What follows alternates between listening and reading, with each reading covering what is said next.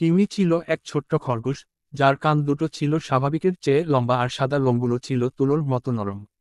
খরগোশের মুখ সে সারাদিন তার প্রিয় লাল গাজর খুঁজে বেড়াতো আর বন্ধুদের সাথে ছুটোছুটি করে খেলত। টিমি খুব সাহসী ছিল, কিন্তু তার একটাই ভয় ছিল, গভীর কালো জঙ্গল, পর্ণমোচী গাছ। একদিন টিমি যখন গাজর খাচ্ছিল, তখন সে একটা খসখস শব্দ শুনতে পেল। তাকিয়ে দেখে একটা ছোট্ট প্রজাপতি তার দিকে উড়ে আসছে। প্রজাপতিটার পাখা ছিল সোনালি রঙের আর সে টিমির চারপাশে ঘুরতে ঘুরতে তাকে বনের গভীরে ইশারা করে ডাকছিল। টিমি প্রথমে ভয় পেল, কিন্তু প্রজাপতিটার সৌন্দর্য তাকে মুগ্ধ করল।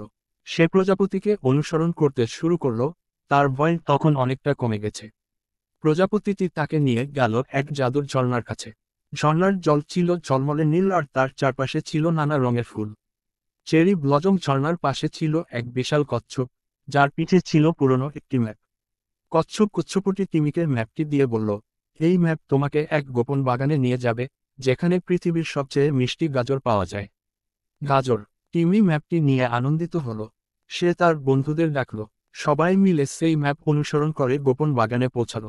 সেখানে তারা এত মিষ্টি গাজর পেল যে তারা আর কখনো সাধারণ গাজর খেতে চাইল না। টিমি আর তার বন্ধুদের জীবন বদলে গেল সেই ঝর্ণা আর কচ্ছপের কারণে।